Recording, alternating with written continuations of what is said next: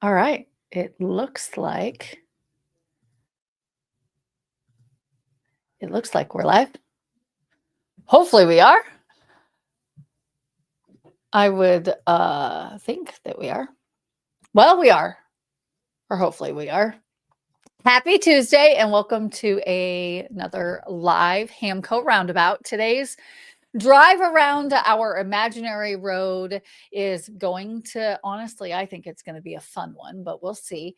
In our live stream shows that we do here, we talk about fun things happening around HamCo and then the surrounding areas, new businesses popping up, new roundabouts going in, and then lastly, we talk about kind of the real estate market, what it's doing. Partially, we do that so that if you are considering a move to or from the area, you have kind of a snippet of, what's going on, so to speak. Today, specifically, though, we're going to talk about golf carts and concerts. Little teaser there, as well as new plazas and districts that are coming to the area. I'm also super excited about showing you a website that I found that is honestly really fun to explore. Well, I think it's really fun to explore. You can kind of make the decision on if you like it or not. And then, as always, we're going to go over how the market is moving and look at some homes in. I'm not going to tell you where yet, but we're going to go a little bit outside Zionsville or outside. Well, that just told you where I was going. Outside Hamilton County. Surprise! We're going to talk about Zionsville. Anyways, and then as a reminder, please make sure to leave any questions you have in the comments below. And then before diving in, I want to know in the comments where you're watching from. It's kind of interesting to see where people are. Are you in the United States? Are you out of the country? Where are you looking? We've actually had some clients call that are from England or Germany. And so it's kind of nice to see. So leave a comment below on where you're watching from. Okay, we are going to dive right in on kind of the first topic, which is concert tickets. So if you aren't from the area, then you probably don't know about a location called Ruoff Music Center. Now, it is ranked one of the best outdoor music venues in the country. And little did I know, I've lived here for, oh gosh, I've lived in Hamilton County for a little over 30 years. I was born in California, but then we moved here. And both my husband and I, which my husband's the guy behind the camera, if again, you're new here, he does all of the editing of all of our videos. And we grew up, it used to be called Deer Creek. It is now it's gone through many different names. It will always be Deer Creek for anybody who grew up with Deer Creek. But it's now called Ruoff Music Center. And the reason I bring this up is because every summer they do this promotion where they put out tickets that are kind of a cheaper cost.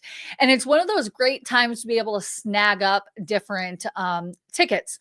Well, there's two things this year that they did different. They used to have where you could buy lawn tickets for the year. I was never able to take advantage of this great benefit. I think the tickets, someone who's from here, correct me if I'm wrong, but the tickets used to be like $250 or $350, and you could go to pretty much all of the concerts and sit on the lawn. It was amazing. It was honestly, it was almost too good to be true. Well, I think that's true because they canceled it. So now you can't do that. They also used to do where you could buy tickets they would do this promotion for $20 where you could go on. There was one day, typically, they had a certain amount of tickets. You would buy the tickets and you could go to multiple shows for $20. Again, lawn tickets. And then typically the trick here locally is you would buy the $20 lawn ticket. And then like the day of or like the day before, you would watch and they would open up the seats under the pavilion where you then would be able to go and change your ticket. You wouldn't have to pay the full price of what you would have if you bought a ticket under the pavilion. And then you would get cheaper tickets in the pavilion, which was great because there's seats, you're not on a curved lawn, all these things. Anyways, I know I'm going really deep about these, about Ruoff Music Center, but it honestly is so much fun. Me and a group of girls, every year we would pick one of the concerts that was kind of, something that maybe our husbands wouldn't go to, and we would buy cheap tickets and then we would switch them over and get in the pavilion. So I absolutely love that. But I wanted to show you the kind of what's going on. Let me switch over here. I'm still trying to get used to this new system, you guys, on how to add.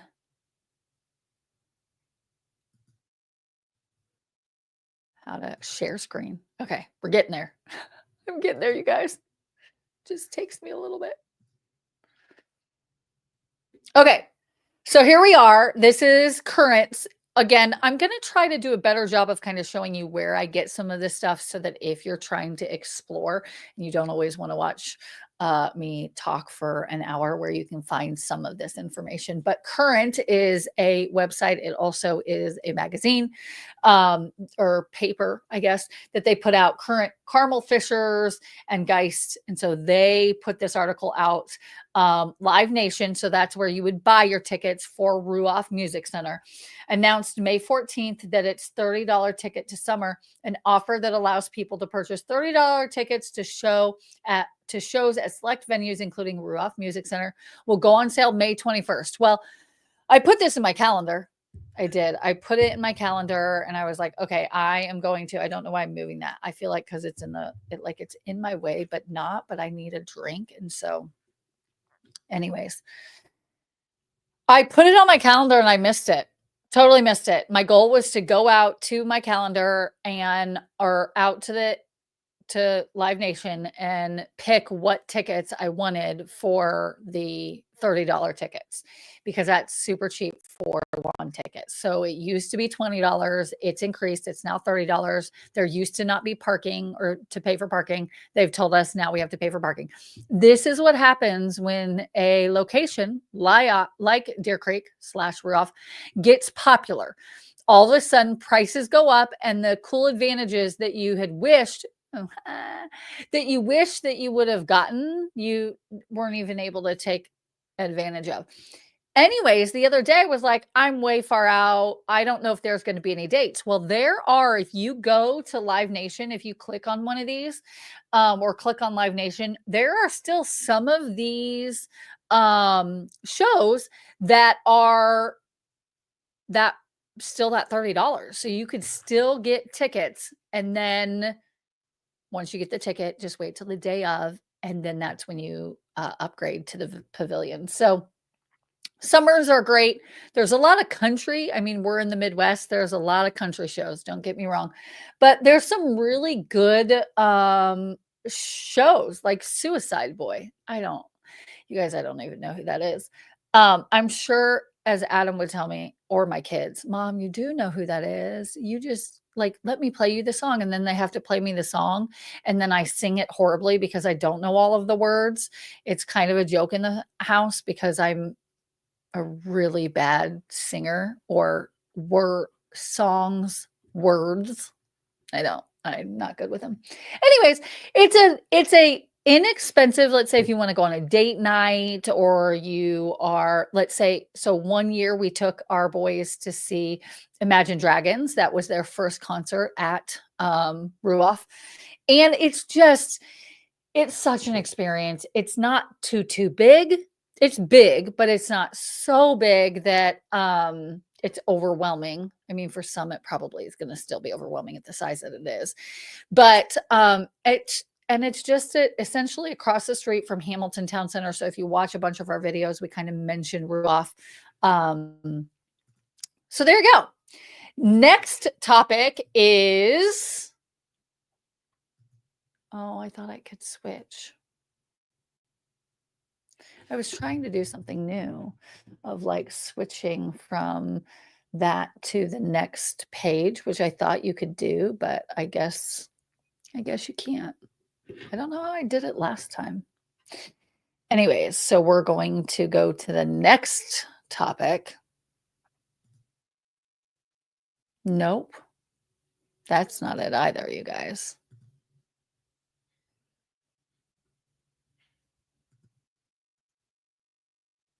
See?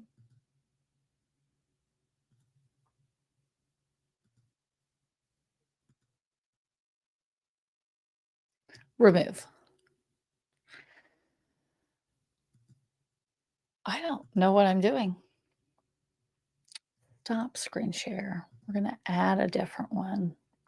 Share screen. You guys. I don't know why it didn't. No, I think I figured it out. Okay. Maybe, except it's like the next topic is golf carts. Now, what's really interesting is a lot of areas, none of the cities, so we're going to talk HamCo, Noblesville, Westfield, Carmel, Fishers. None of them are technically golf cart communities, partially because it is a vast area. And so to say a golf cart community, like we just don't have the ecosystem.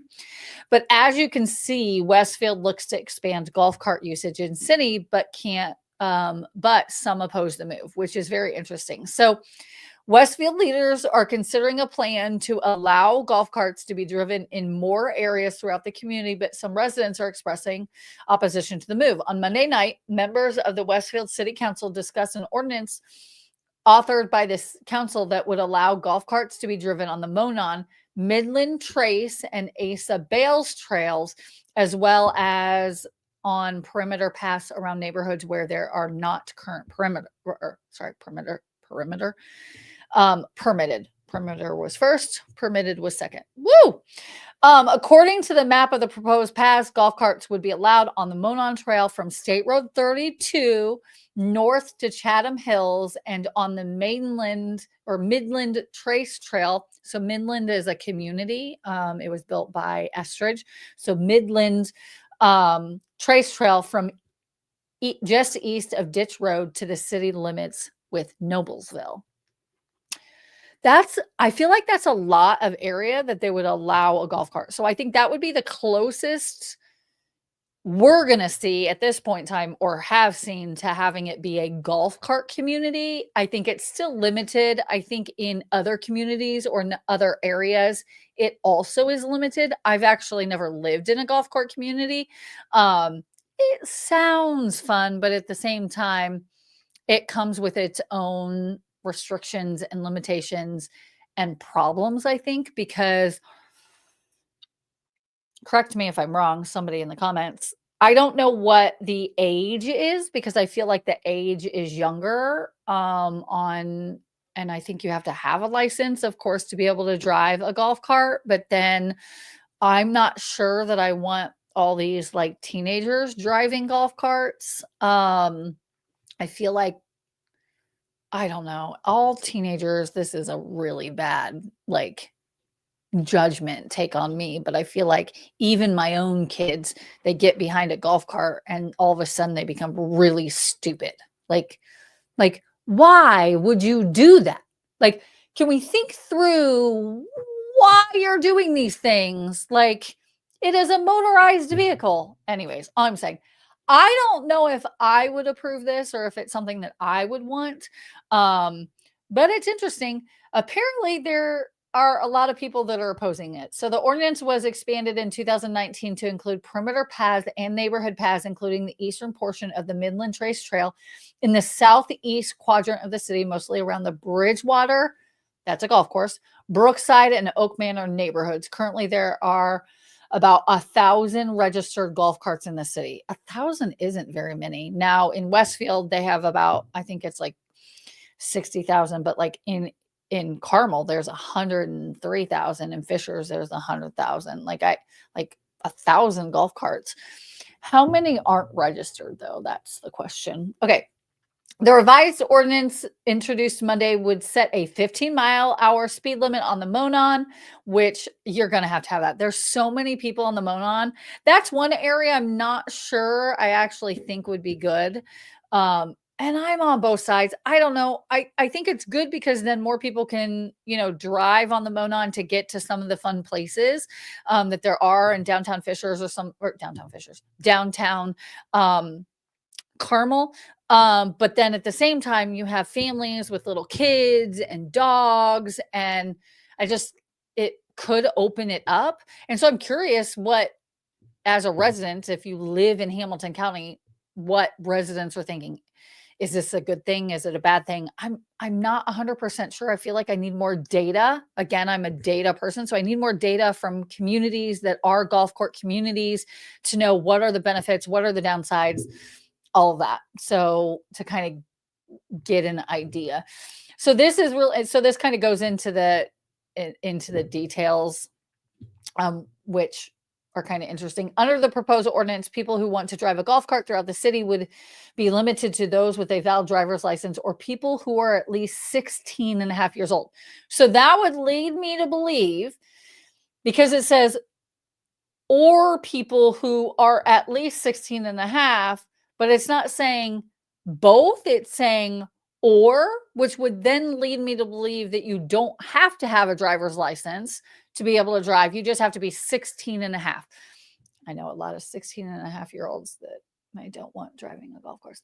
They would be required to register their vehicle, have it inspected by the Westfield Police Department, and carry liability insurance. The first time cost to register a golf cart would be $100. Renewals every 2 years would cost $50. That's pretty cheap. Registration and permit fees would be deposited into a Westfield Police Department fund and go towards offsetting costs associated with golf cart inspections, permit creation, and insurance, permit renewals, all that. So it goes into kind of talk about last fall, city officials visited Peachtree City, Georgia. Peachtree City, a community of more than 39 residents and about 30 miles south of Atlanta, have 13,000 households, 11,000 registered golf carts. Okay, that is that is a lot of freaking golf carts. Like, that's so many golf carts when there's only 1,300 households. I wonder if some households have more than one. And 100 miles of golf cart paths. Golf carts have been widely used in the city since the 1950s. That's super cool. I feel like that would be a fun place to go and visit. 7 Westfield residents spoke in opposition to the golf cart ordinance at Monday's meeting, while 2 residents said that they are in favor of expanding golf cart access. Those opposing the proposal discussed safety concerns, limiting the city's trails to walkers, runners, and bicyclists, and the difficulty of enforcing rules against speeding and underage drivers. I agree. That's where it's hard. It's hard to know. It would be interesting.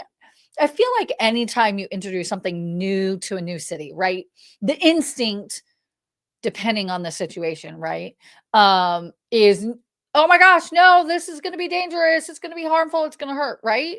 But then clearly this city in Georgia, Peachtree, is, I mean, they have figured it out. I also think when you first introduce it, you're probably going to have a ramp up of issues, and then the city is going to figure out, okay, this is how we address this, right? My next question, though, is, okay, if that is the case, the city's then going to have to hire the staff, which then is more cost from a taxpayer. And so then it comes like it's full circle. Like, do we need to be paying this cost for it to be a golf cart community? But at the same time, we don't have golf cart communities here. And so it's interesting. Okay, I lie. There are communities, because you have to actually have a certain amount of people that live within a community, a neighborhood, not community as in like a city, a neighborhood. There are neighborhoods where the majority of people in the city have agreed that it can be a golf cart neighborhood. Okay. But we are not a golf cart city or area. So that's what I mean by that. So it'll be interesting to kind of see. The Westfield City Council is scheduled to vote on the golf cart ordinance at its next meeting on May 27th. So I want to kind of keep an eye on that, because I think it's a really cool idea, but at the same time, I need more data to kind of show, and it looks like that's what they're working on. So, okay. So those were kind of the fun topics. Now we're going to talk about some of the things that are coming to the area. And I'm kind of really excited about some of these because it is one of those where, anytime we have something new that comes to the area or um, a new development, I'm really trying to keep an eye on things to try to figure out, like, is this going to be good?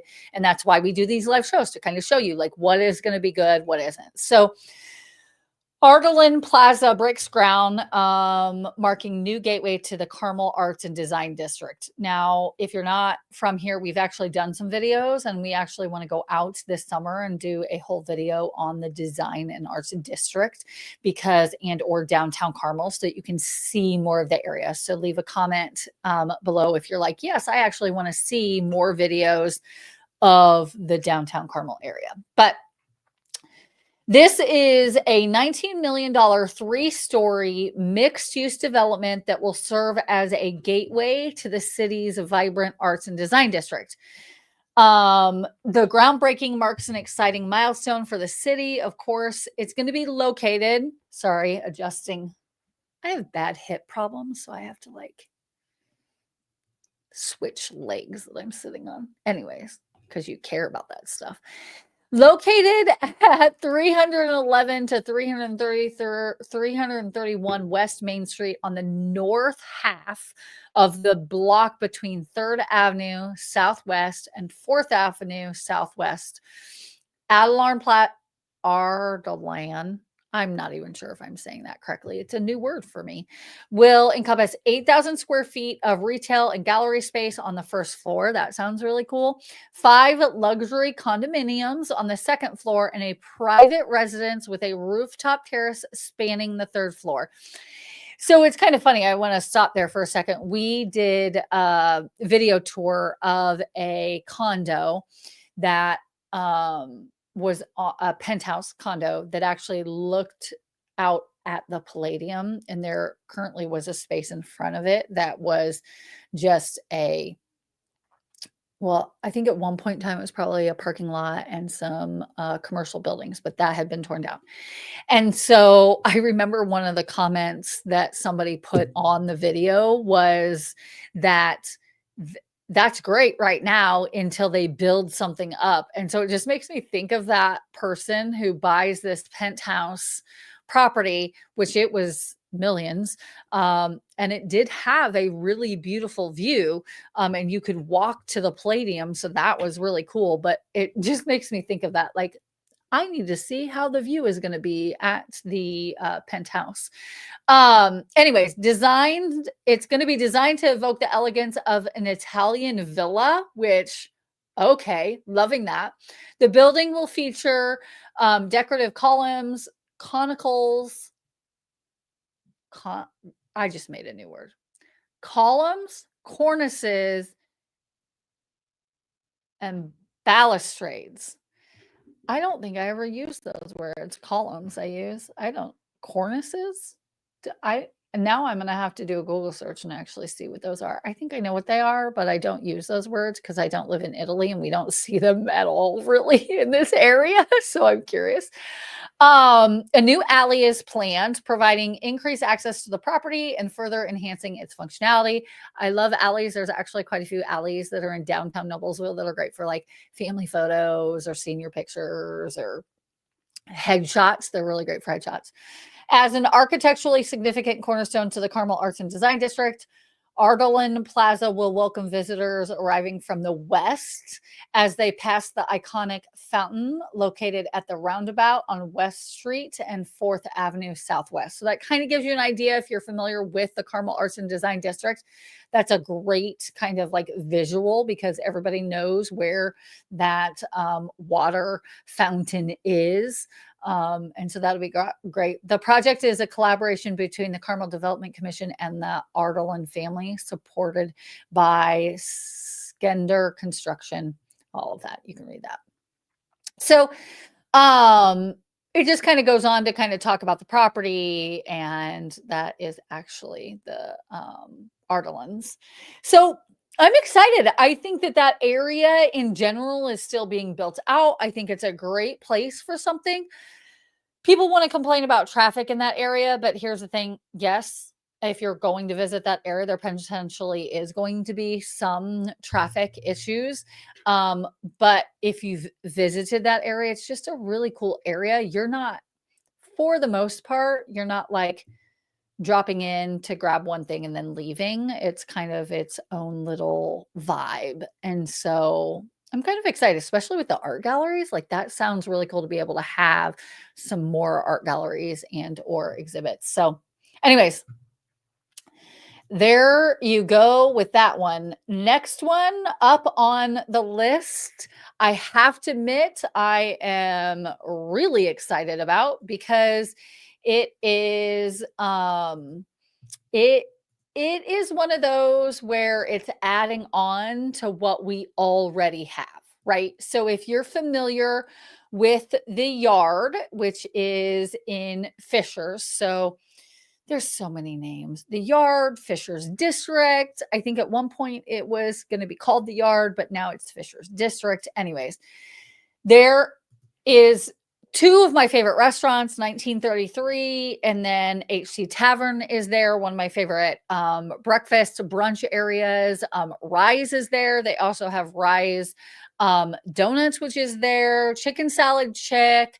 Ford's. Oh my gosh, I can't think, the beer. I don't drink beer, so this is why I can never remember it. It's a food hall. Anyways, there's 3 different restaurants that try there. Sun King is the, thanks Adam. Sun King is the brewery that is there. And so if you like beer, it's great. I don't drink beer. I'm gluten-free. Wouldn't go over too well for me. But it's really great. So, but extending that, they built the Fishers Event Center out in this area. And then you've also got IKEA. And then across the street, you've got Top Golf. And so this is a prominent area in Fishers.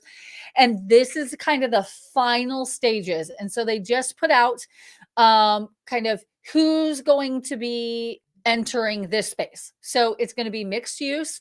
It's 11 acres. It kind of goes, this is the Thompson Thrift is the developer. And so this is their website to kind of show everything that's going to be going on. But 61,000 plus or minus square feet. I don't know why they do that. 38,000 square feet leased, 15,000 square feet negotiating for kind of like an at lease.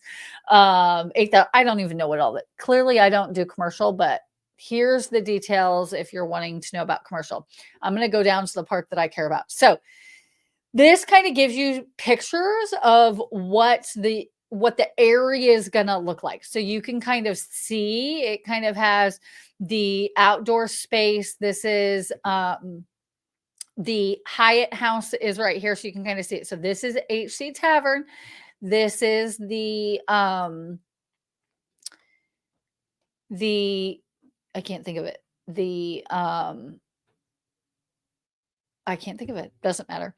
You're going to have an open space, kind of like what's between Sun King and 1933. You can kind of see here, there's going to be like an open area with some terraces, a new hotel.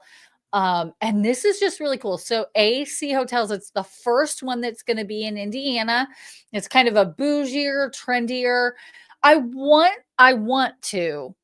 My hope is that it kind of feels like what the Carmichael does in Carmel by the Palladium, because I love the Carmichael. I've actually had a couple of clients when they come to stay here and visit the area, they will stay at the Carmichael. It's one of my favorite hotels, super bougie. It's even when you go in, you can buy a candle that smells like the hotel. It was funny. We took clients there. One of our really good friends, Ryan and Lauren Allward, they have a show in Feinstein that's in the basement.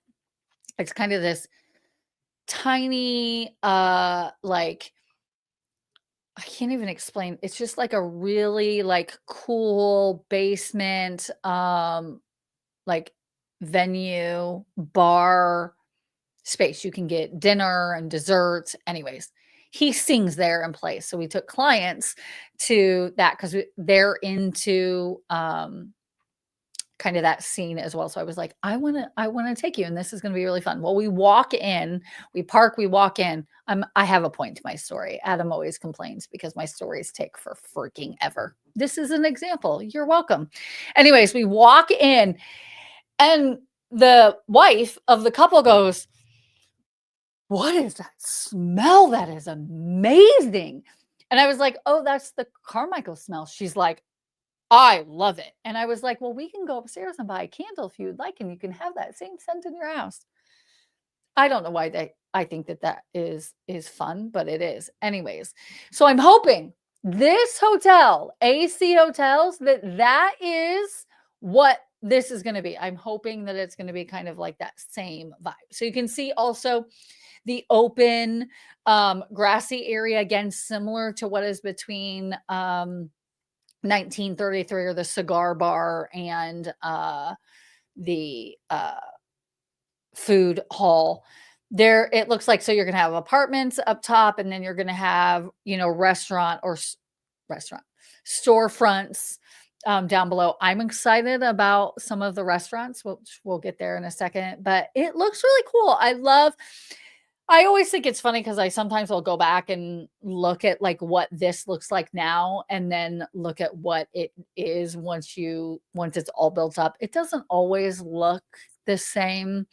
These are all typically AI generated styled, but I think it looks really, really cool. Like, I'm really excited to kind of finish that out and just add more space. I hope that this building actually is going to be wood plank siding vertical because I really love that.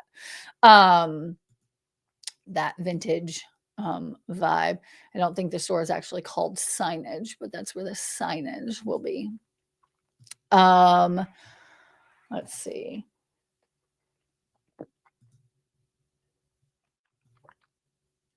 So yeah, just kind of shows you what that whole area or section is going to be.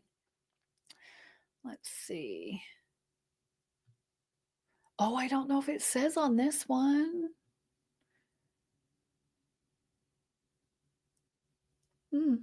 Might not say here. Give me a second.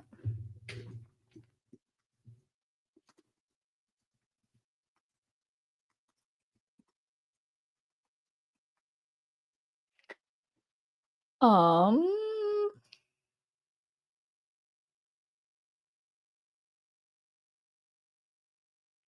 okay. So some of the things I'm not going to specifically show you on the screen, but Everbowl, Rasha Thai, which is an upscale Thai restaurant, the Oakmont, a modern American cuisine restaurant, Renova Aesthetics, a medical spa, Sweat House, a unique or a cold plunge and infrared sauna studio. Okay, that sounds fun. I might have to send my kids if they're like sore after practices. Niku Sushi Kitchen Bar, which is a modern Japanese cuisine, kitchen social, craft cocktails, and global cuisine, and Piedra Flavors of Mexico, an upscale modern Mexican restaurant. So those are some of the locations that they've decided have already. I mean, we all know how this works. We think that that's who's going to be there. They sign or don't sign, and then at some point in time it kind of washes itself out, and then you hear about new things that have decided. Some hold back and see what's going to be there. Do we think this is going to be good to be able to add to that area? And then sometimes you hear of something coming to the area, like the pickleball place that announced that they were going to have a pickleball place at the yard, and it's like crickets. We haven't heard anything, so we'll see kind of how it transpires. Okay, let's see. Next up on our topic, well, what I'd like to do is kind of take a break real quick, because ultimately I usually like to take just kind of a little break, just to first off say thank you for watching. We really appreciate you, everybody that watches. When you call me and you get me, it's always funny because I will tell you thank you multiple times, because we really do appreciate all of our viewers and everybody, all of you that, watch and or comment. We love the comments. So I know I probably say that too much, like, please comment, because I like to be able to engage and go back and forth. And that's what we want to build this channel out to be.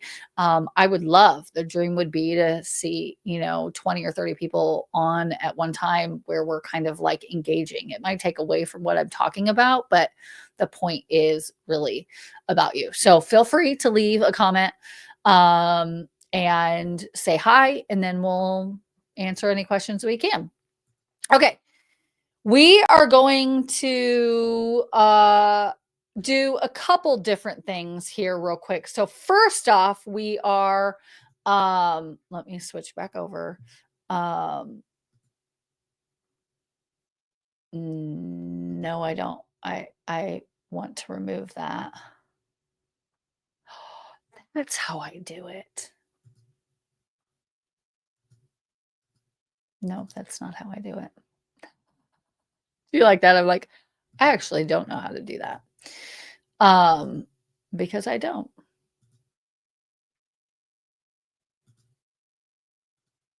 Okay. We are talking about roundabouts next, which is what is coming to the area. And so the first topic, let me get rid of these others up here. The first topic is the roundabout that is coming at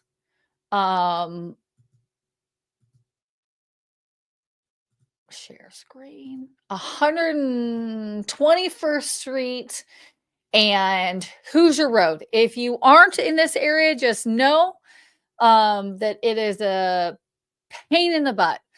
But this is right here off to the right, or I think it's the right. This is where the new Fisher's Family Center is going. So you can actually still join that if you want. I think it plans to open in November, but that's right here. So this roundabout is going to be really, really great because it is going to make this whole area just so much smoother of a drive. There's an elementary school right here. It's going to make this whole section of going between Cumberland at some point, mark my words, I think that there's going to be a roundabout at Cumberland and 121st as well. This currently is a stoplight, and I think that it would flow a lot smoother if they had a roundabout. But currently right now, there is a roundabout that is being built right now. There's also one that is, you can't see this because it's more north, but there's another one that's right up here that is also going on. So if you're driving in this area, just know that it's honestly a pain in the patootie. But when we're on the topic of roundabouts, I wanted to show you this quick. Let me get this at the right spot. Give me a second. Nope. Okay. I have this video that I want to show you, and hopefully it will actually play because I really am excited about this video. I posted it on my Instagram page to my stories because I thought it was very interesting. And since our channel is called The Roundabout, I thought that this would be kind of fun. So I'm going to show you two things. The first thing is the video. So I'm going to show this. And I'll hit play. Let's see if can I make this bigger? Okay, so I'm really tiny down in the corner so you don't look at me. Before I hit play, this is 30 years of roundabout growth. And if you can see, Indiana is right here. Now, Indiana actually was lower, but I couldn't push stop fast enough. And you can see Florida had 15. Okay, so this was in 1995. There were 15 roundabouts in Florida. And we call ourselves here in good old Hamilton County, we say that Carmel is the roundabout capital in, well, I can't say in the world anymore. I can't even say in the United States because you're going to see what happens. But it's even somebody commented, Carmel is carrying Indiana, which is 100% true. Carmel has, I think they're up to like 170 roundabouts. But I'm going to hit play and we're going to watch this. So here's Indiana. So we went down. Some cities started to grow. Oh, we went down. Some states are pulling ahead of us, which I was kind of surprised. I was like, "Oh my gosh, are we really not? Do we not have that many roundabout? Like, look, Indiana's all the way down. Okay, this is where it starts to shift. Yep, yep. Oh, here comes Carmel. Carmel keeps doing all their roundabouts 120, 120, 30, 40, 50, 60, 70. Florida's still up here at 500 and some roundabouts. Oh, we're getting close to hitting the 300s. I love this stuff. It's hilarious.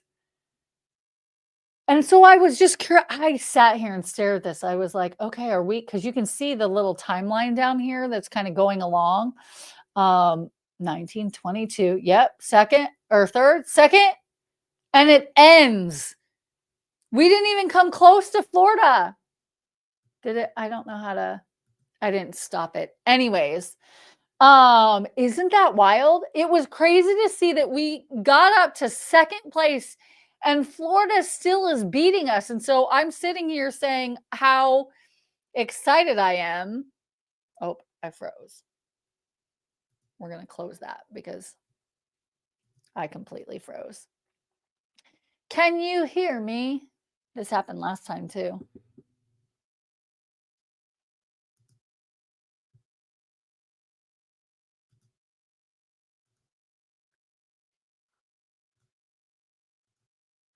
What did I do last time? Did I leave the studio?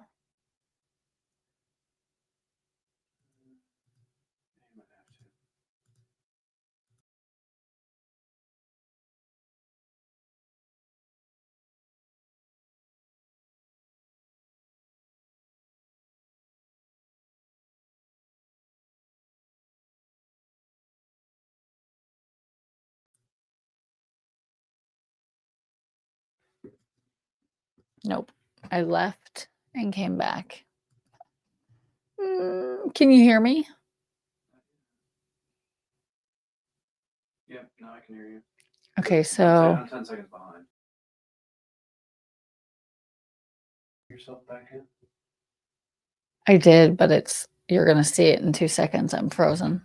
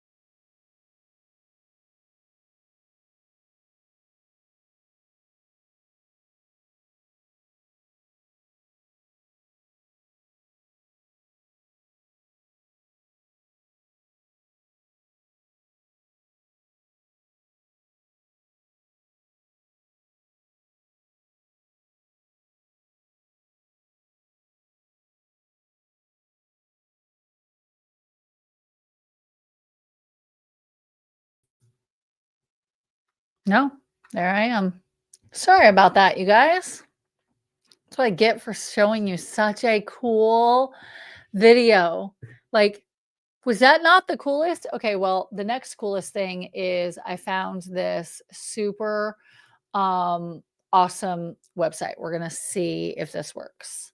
I'm going to let it load and then I'm going to bring it in because it was really, really cool.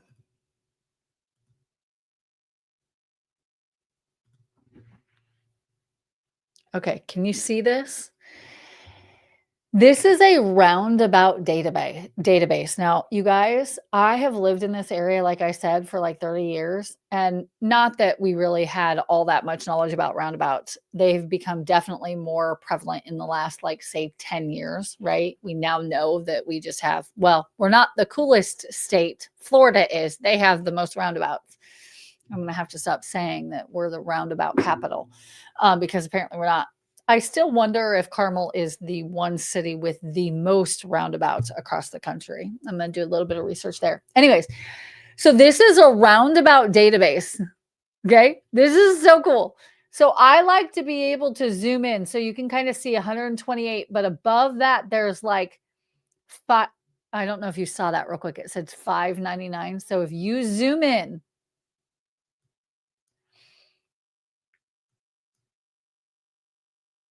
on an area. So see, 66, 82. This is Fishers, Carmel, Westfield, Noblesville. Okay. So I'm going to keep zooming in.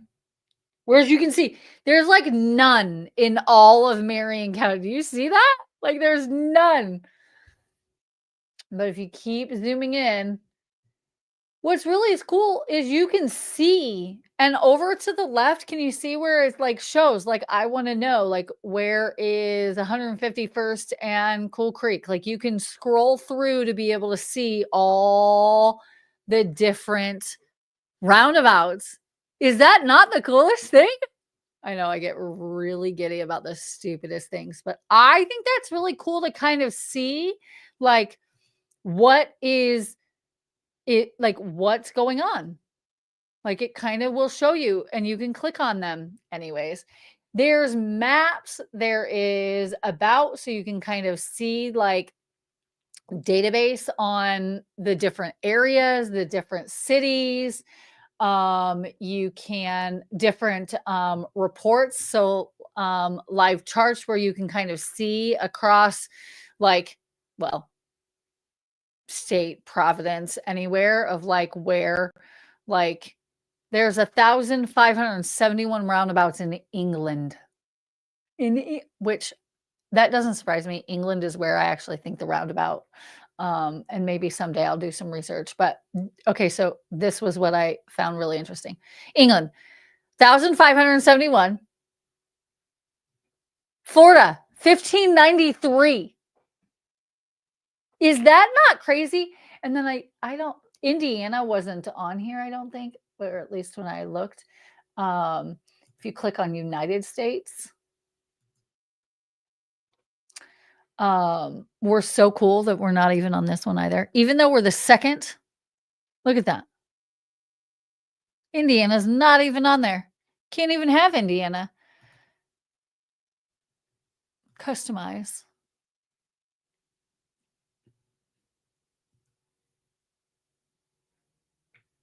Indiana. We have 738.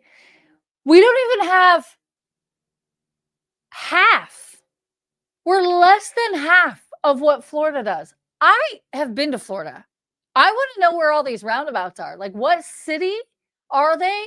Anyways, okay, I get really excited. I know you guys are like, move on. Okay. Moving on. Okay.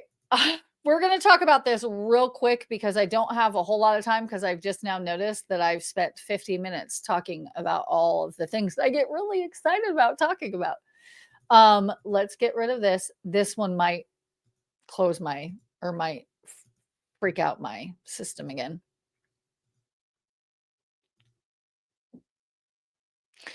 I wanted to talk about rentals real quick, just for a little bit, partially because of, we have recently had quite a few clients call that have said, hey, we probably will rent for like a month. Or, hey, we've had actually multiple people ask us, hey, do you handle rentals? And real quickly, I want to say it's not that I don't handle rentals. It's just because we do so much with real estate, we don't have time to really do a whole lot with rentals. And rentals are its own beast. And so I usually recommend like rent.com, or I can set up a search. It's just not as conducive. Even as landlords, at one point in time, we've now sold that property. My dad used to just throw a sign in the yard, to find a renter. And sometimes that's the best way to find a rental. So I can't say I'm the best resource at finding a rental. But I just wanted to hit on this real quick because I found the information really interesting. So the average apartment listed for rent at 1272 in May, the average listing prices in Indianapolis, Carmel, Anderson are trending 0.55 upwards from April of last year. Are still increasing. The data is inclusive for all bedroom sizes, from studios to 3-bedroom units. So while it's a good indicator of how rents are moving in the area, it does not include single family homes for rent. So that's the only downside, is it doesn't talk about single family homes. But I just found it real interesting how home prices are increasing. But if you look at rentals that are $1,200 to $1,300, I want to be honest, you can't even really find a house that's like, if you're getting a mortgage at about a 6.5%, an FHA, 5 or 3.5% down on a mortgage, the house would be about 135,000. You can't even find that price of home in Hamilton County. And when they do come up, they're either really distressed, need a ton of work, or they're just not great properties. And so the problem with that is, if you want to rent and that's the price point that you want to be at, I just wanted to be very transparent. Sorry, I'm trying to adjust my hips again. Your renting is the only option. The unfortunate part is to find a rental, even in Hamilton County at this price point, is really tough as well. I think that's why a lot of local, homeowners are stressed about their teenagers living anywhere close to be able to find something for rent. So I just found this article. You can find it. It's on the reporter /times.com. But it kind of just talks about rents. And so I've always been curious at that. Maybe let me know in the comments if you want me to dive deeper into the rental costs versus what there is in Hamilton County. Again, I don't do a lot of this because it's its own beast. But I do find it very interesting, and the fact that there's probably a ton of renters in this area that would love to buy and just can't because prices are too high. So anyways, interesting take on rentals, but that's kind of where we're at. Okay. So every week I talk about stats. So we talk about Hamilton County. We talk about, because the channel is mostly Hamilton County, we talk about what data is happening. And this week I thought that we would go a little bit outside of that. And I'm working on pulling up the actual stats, because it's May, and nope, it's June. Oh my gosh. How is it already halfway through the year? Anyways, it's June. And so I want to talk about some of the data points, partially because when I talk in the next couple of weeks, when we do this live again, the data is essentially the same, right? Because it's on a month by month basis. So now that we're in June, we now have May data. Okay. So when we look at May's data, let me pull this up real quick.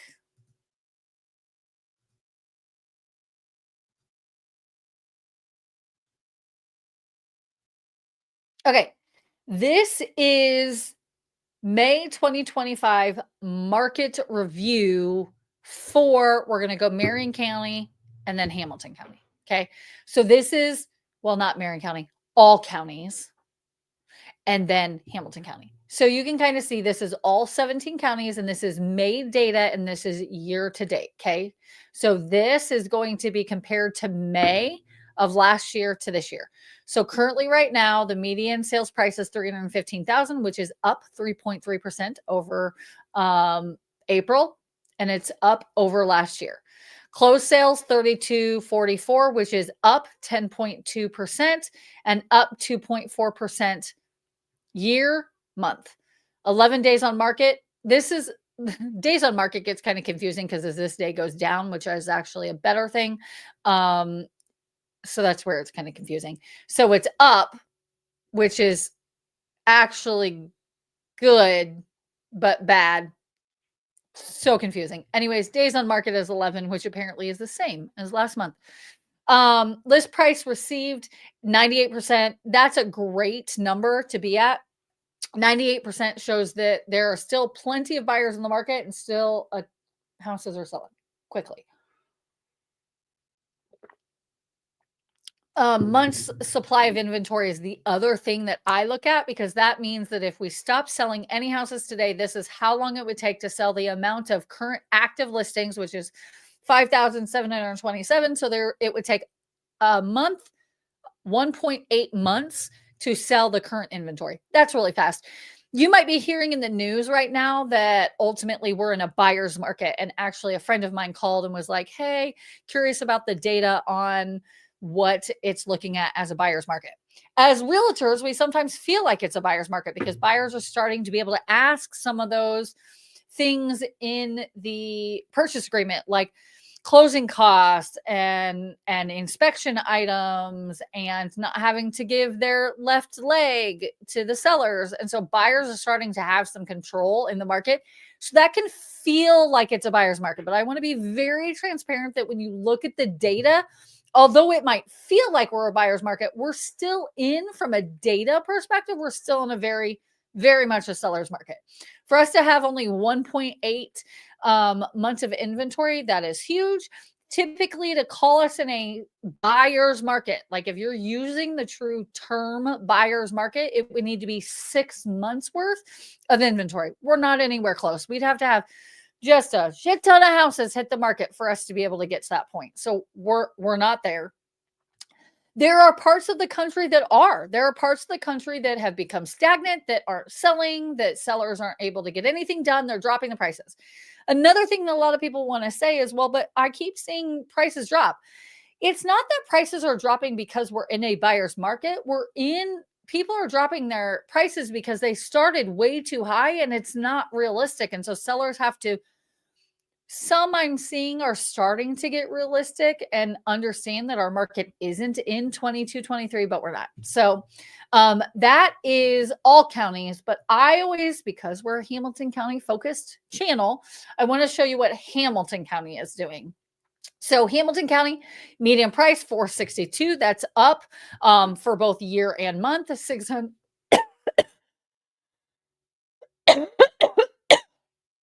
Sorry, you guys.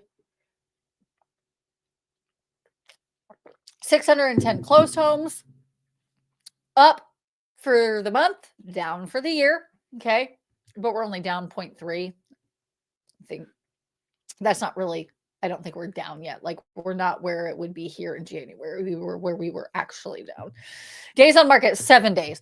To even say I don't think you can use the words an average house sells in 7 days with also saying we're in a buyer's market.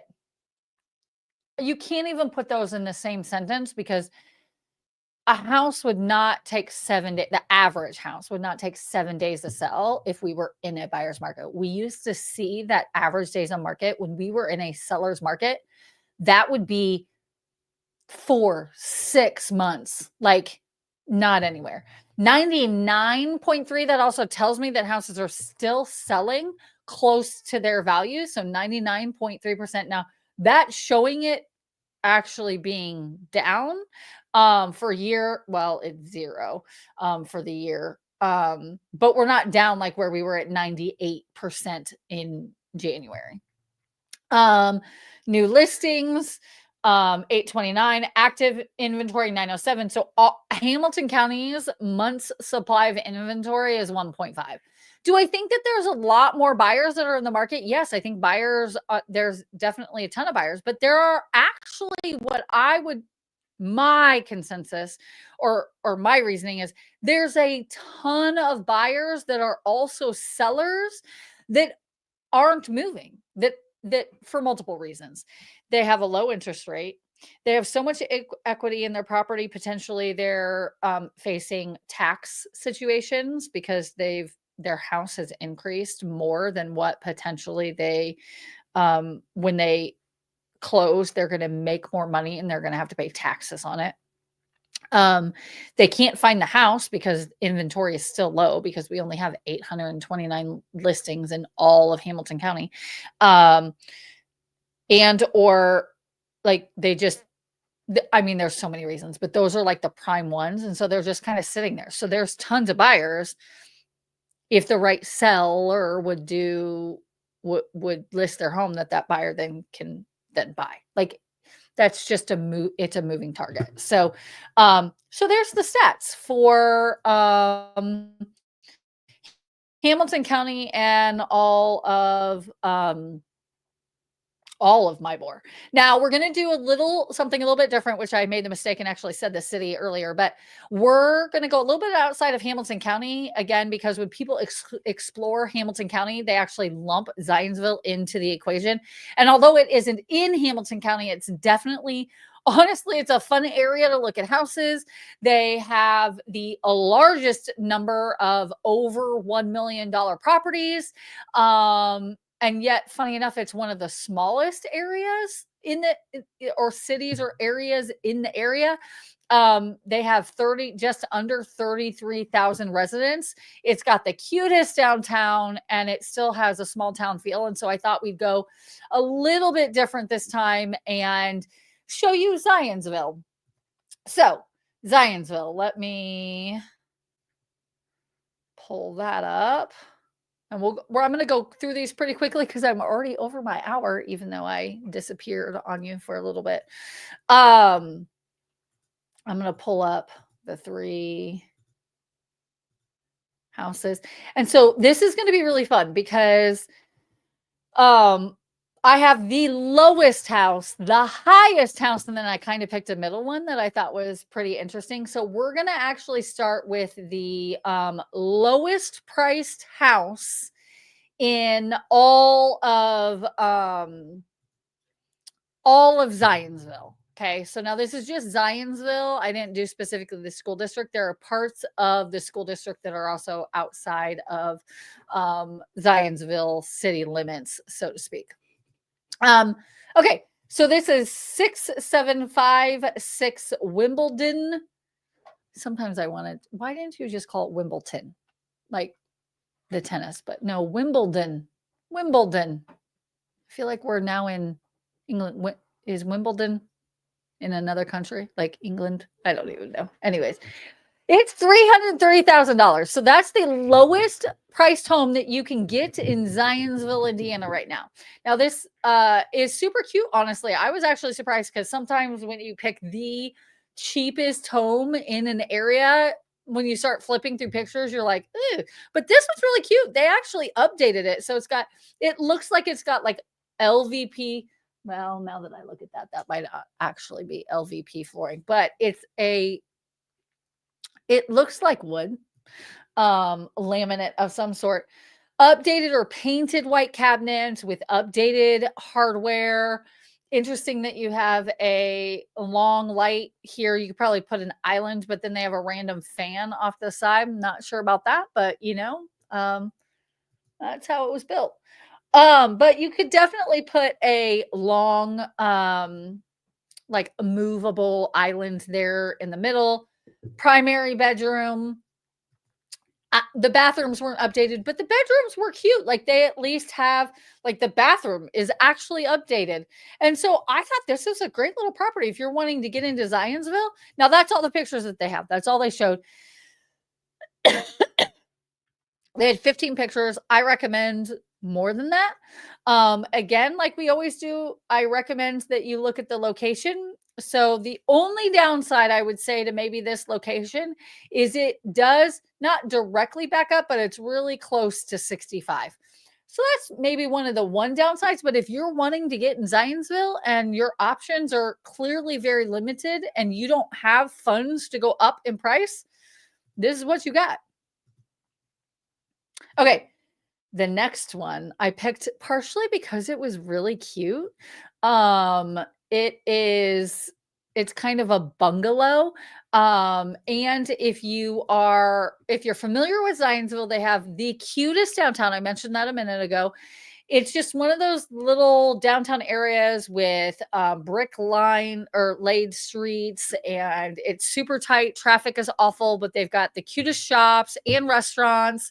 It's really one of the best little quaint downtowns. Well, this property at 60 East Poplar Street is literally in that downtown area. Okay. Just like Carmel, if you go to Carmel and you want to be by the Carmel Arts and Design District, you're going to see prices like this in the same type of situation where you've got kind of an older, smaller home, but you're priced in the 6, 7, 8 million range.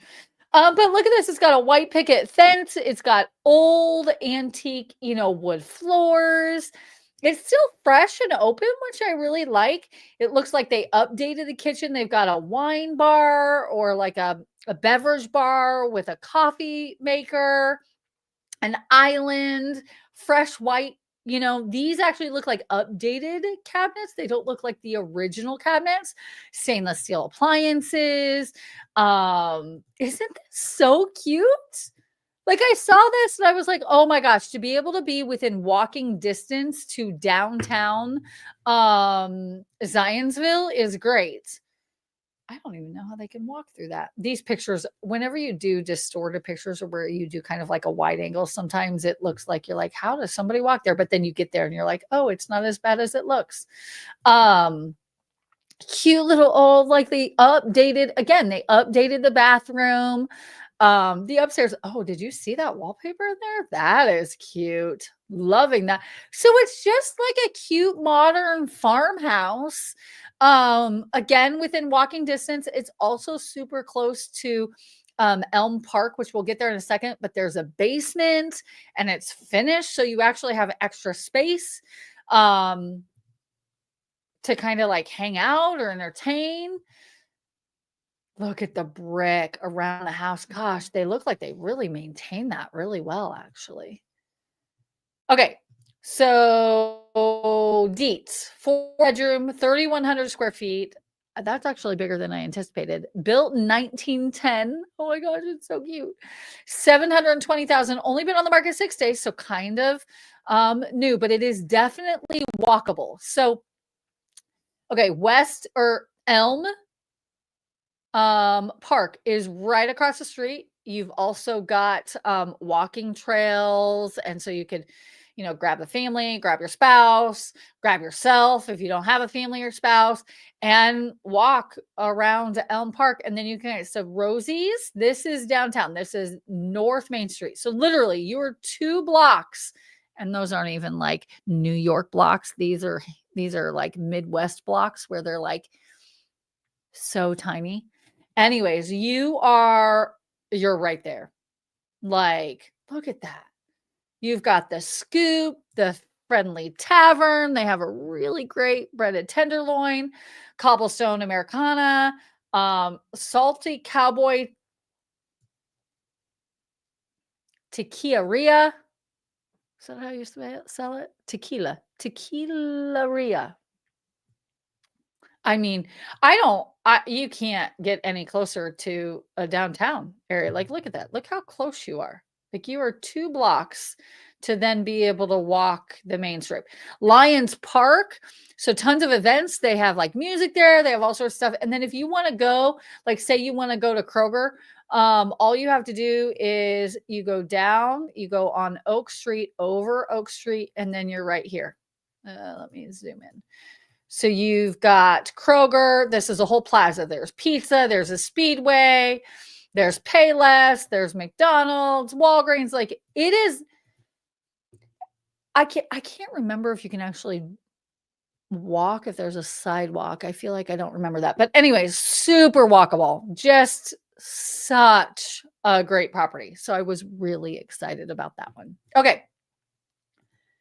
Last but not least, you guys, there is a story behind this. I'm not going to tell you the whole story. You can probably look it up, but I wanted to show you this property. I've been in this property now twice, and it is the most unique property. And when I say unique, like, I'm not going to say unique in the way that, like, uber cool architecture or something like that. It's unique in the sense of, like, you haven't seen anything quite like it.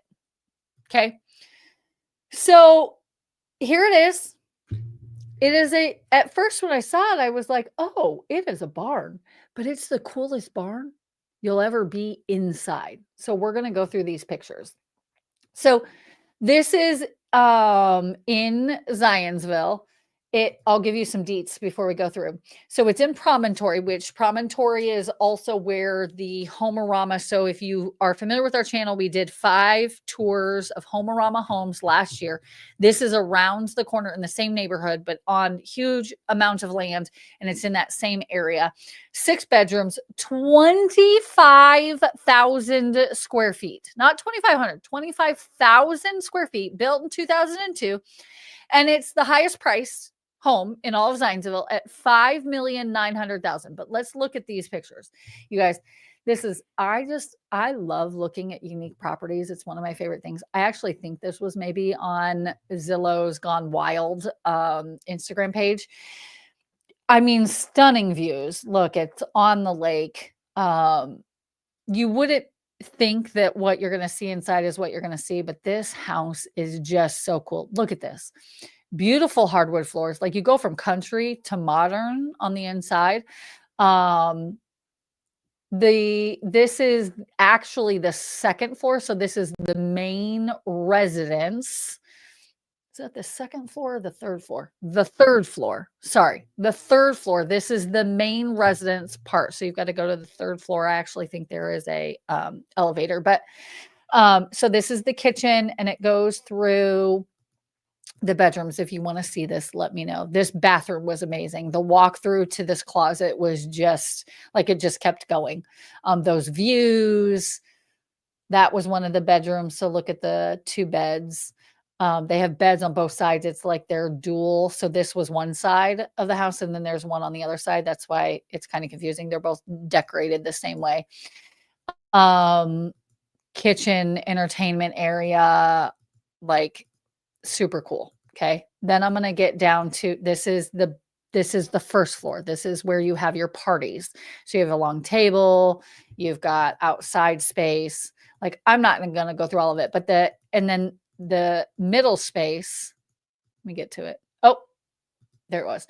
There's a gaming space in the middle level that is this super cool. Like, you've got like bowling, you've got pinball, you've got, it's such a cool property.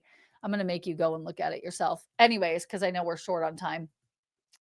But isn't that just the coolest property? I mean, it's going to cost you $5.9 million, but there you go. That's today's show. So we talked about golf carts and I can't even remember, lots of things. Hopefully you enjoyed our drive around the roundabout. Make sure to like and subscribe, and then don't forget to hit that bell button so that you get notified when we do our lives like this, or we do home tours, or we talk about Hamilton County. Thank you again for watching, and we'll catch you in the next one. Bye.